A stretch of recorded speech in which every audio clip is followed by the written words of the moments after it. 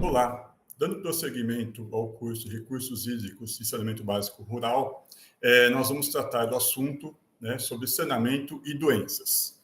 Meu nome é Maurício Augusto Leite.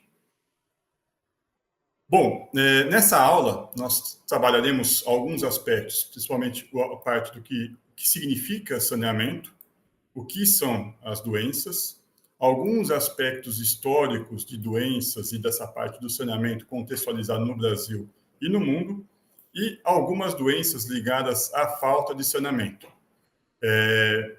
Essa aula vai ser um pouco mais ligada com a parte de problemas, né, causados pela ausência de saneamento ou saneamento rural ligadas ao cotidiano nosso. Para, né, ter uma mudança um pouco nessa nossa conversa, eu trago aqui uma imagem que uma propriedade rural em Bento Gonçalves, e é interessante porque muitas vezes nós trabalhamos com propriedades rurais e a gente sempre pensa numa propriedade, né, com aspectos um pouco diferentes desse. Então, quando a gente traz, né, a nossa conversa, o que alguns locais em áreas rurais eles têm de diferente, essa imagem eu acredito que seja bem emblemática, porque é uma cultura rural muito grande na cidade de Bento Gonçalves, e aqui é uma propriedade que trabalha com vinícola. E essa é a casa do proprietário. Então, uma coisa que contrasta muito, às vezes, com o aspecto rural clássico que a gente está acostumado a ver. E o que nós podemos pensar a respeito e nós podemos ter mudanças nessa nossa conversa em relação ao saneamento. Então, saneamento, né, ele vem do latim sanus, que significa boa saúde, saudável ou sadio. Na língua portuguesa, ele pode ser um verbo sanear, né? Então, tornar higiênico, salubrificar, remediar ou tornar habitável alguma condição. Então, nesse sentido, acho que é interessante a gente trabalhar com o que significa o saneamento e aonde que nós queremos chegar. Doença, né, seria qualquer enfermidade, né? Então, falta ou perturbação da saúde, moléstia, mal ou enfermidade. E aqui, não só a parte de doença, né, física, mas também a parte de doença mental, né, que tem, né, nós podemos trabalhar a parte de doença ou de enfermidade numa uma amplitude muito maior, tá? E aqui que nós estamos trabalhando a barriga d'água, que é uma doença que ainda existe no Brasil, né, e o Brasil inventou a primeira vacina do mundo contra essa doença, que é uma doença que ainda acomete muitas pessoas, principalmente em locais com um saneamento básico muito deficitário e áreas rurais também com saneamento básico muito deficitário.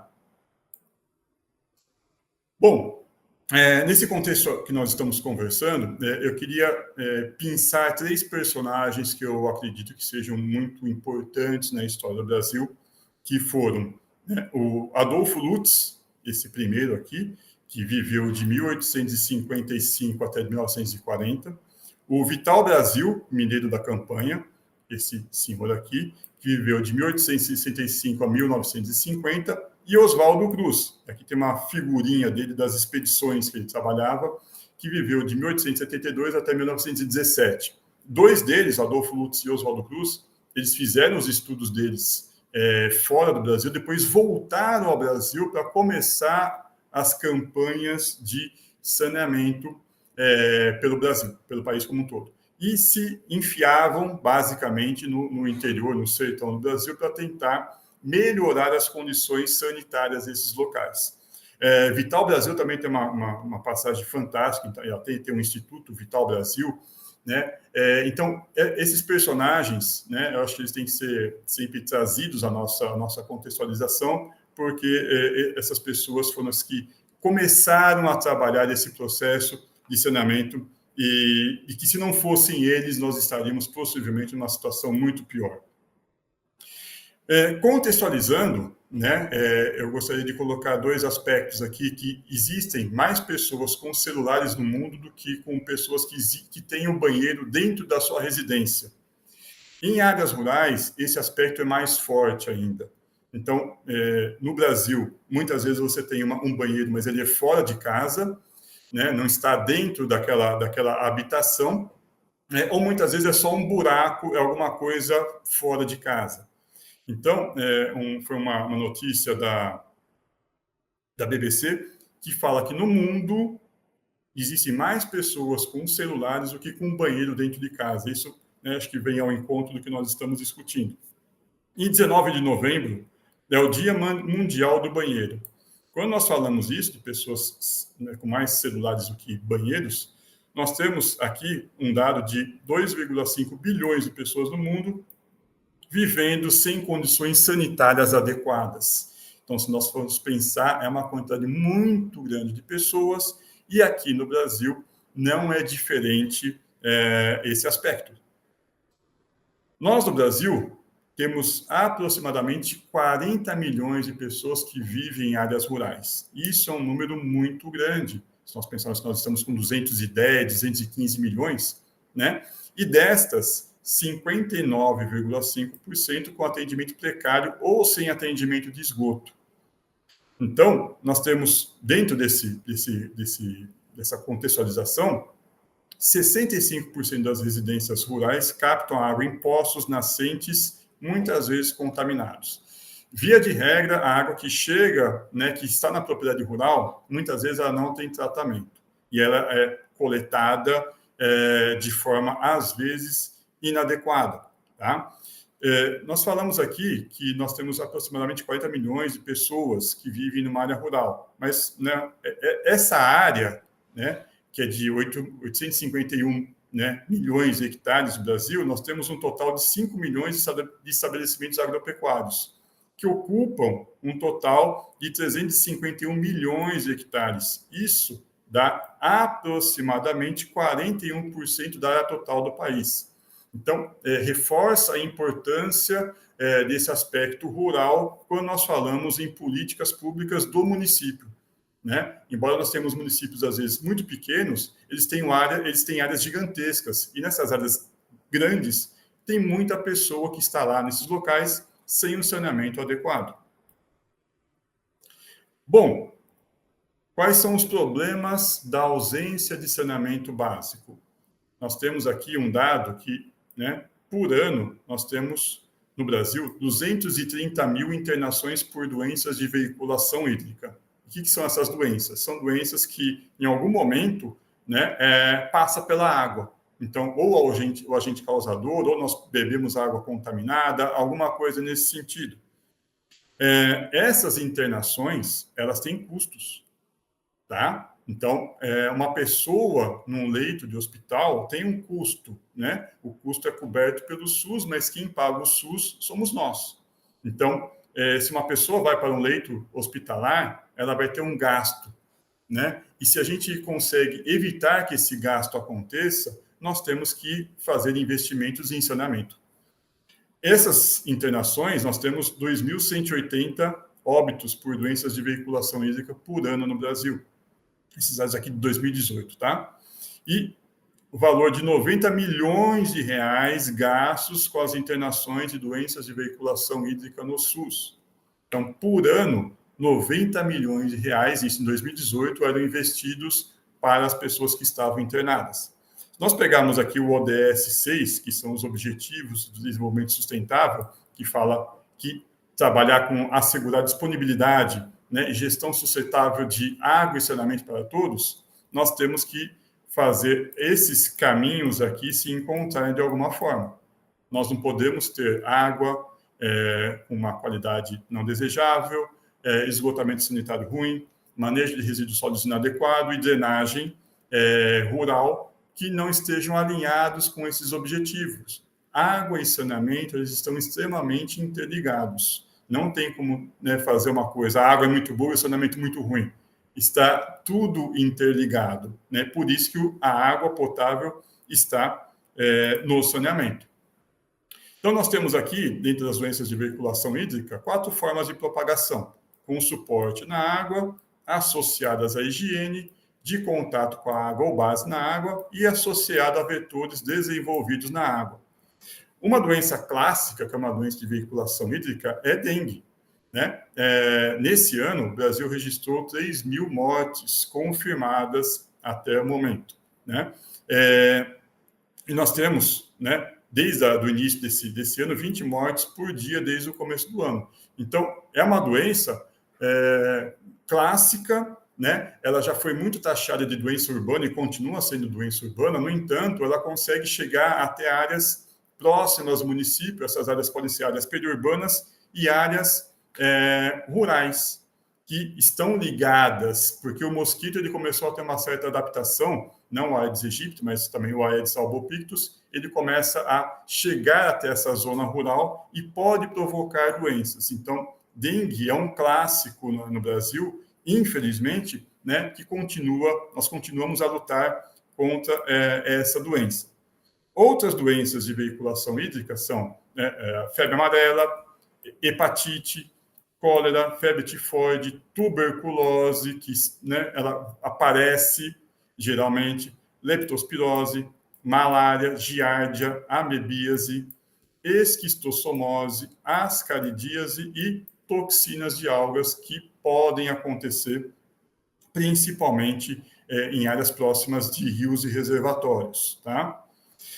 Esse gráfico é um gráfico que é interessante, porque ele pega os dados de 2010 até 2019, e ele mostra que a população sem coleta de esgoto, ela decai, né? Então, ela vai caindo, e se a gente for pensar em esgoto no Brasil como um todo, não só da área rural, juntamente, quando vai caindo, né, essa população sem acesso, ou seja, o acesso a esgoto vai chegando, as doenças e as internações caem juntamente.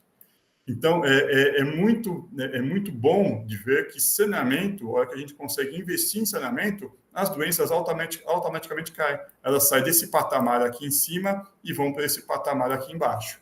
Então, investimento em saneamento assegura diretamente uma diminuição com internações e, consequentemente, uma diminuição de gastos com internações que muitas vezes não precisariam ocorrer. Bom, efeitos de ações de saneamento na saúde. Então, se nós pensarmos, né, em água de boa qualidade para o consumo humano e o fornecimento contínuo, né, vão assegurar a redução de diarreia, cólera, dengue, febre amarela, tracoma, hepatite, conjuntivite, poliomielite, escabiose, leptospirose, febre tifoide, esquistossomose e malária. Então, água boa, de captação boa, com manancial adequado, de preferência tratada. Se nós tivermos, então, coleta regular, acondicionamento, destino final adequado dos resíduos sólidos, vão diminuir a incidência de casos de febre amarela, dengue, toxoplasmose, leishmaniose, cisticercose, salmonelose, teníase, leptospirose, cólera e febre tifoide. Então, o que nós estamos falando aqui é só relembrar aquele gráfico. Quando nós temos essa melhoria em saneamento, nós temos uma diminuição de doenças, e naquele gráfico mostrava muito a parte de doenças de veiculação hídrica. Essa imagem aqui é uma imagem antiga, que nós, né, que a gente na área rural, muitas vezes nós nos deparamos com essas imagens, né? E é um clássico na área rural você ter essas montanhas, muitas vezes, de material reciclado, material que o pessoal não usa mais, e fica abandonado na propriedade, sem saber o que fazer.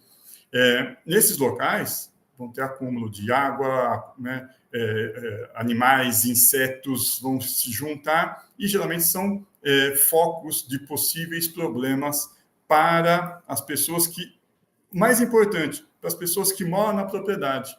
Então, muitas vezes, ela não consegue entender que esse material pode ser um fator que vá prejudicá-la futuramente.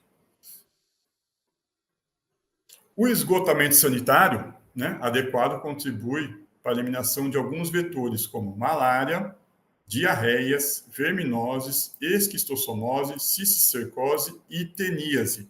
Então, muitas vezes a gente fala, nossa, essa doença é tão antiga, né? Ela continua. Infelizmente, em algumas áreas com um acesso, né, péssimo ou ruim em saneamento, muitas vezes esses locais podem sofrer com essas doenças. Via de regra, esses locais com mais baixo saneamento, eles estão ligados à área rural, porque muitas vezes nós nos esquecemos que a área rural está dentro do município, porque nós não enxergamos essa área rural frequentemente. O último ponto, né, que nós estamos falando aqui dos 4 pontos de saneamento rural, a melhoria sanitária, né, em domicílios ligadas basicamente, se a gente for pensar nas melhorias como um todo, né, da parte domiciliar. Então, se a gente olhar aqui, né, essa imagem, eu tinha aqui a antiga casa de barro, casa de pau a pique, que era, né, ainda é, né, um local adequado para que o barbeiro, né, aquele inseto, consiga se proliferar. Então, se a gente conseguir mexer nessas condições dessas habitações, tem diminuição de doença de Chagas, esquistossomose, diarreia, verminose, escabiose, tracoma e conjuntivites. Então, essas ações, que geralmente, repito, né, muitas vezes o proprietário rural vai ter que tomar parte desse processo, o saneamento vai ser uma ação ativa, né, do proprietário rural, vão inferir diretamente na melhoria da qualidade de vida e ambiental daquele local. Aqui nós temos uma bibliografia que pode ser, né, buscada com aspectos um pouco mais aprofundados a respeito do tema. Caso vocês tenham interesse, fiquem livres para buscar essas informações que estão todas disponíveis na internet. E aqui, o meu nome, Maurício Augusto Leite, agradeço novamente. Muito obrigado.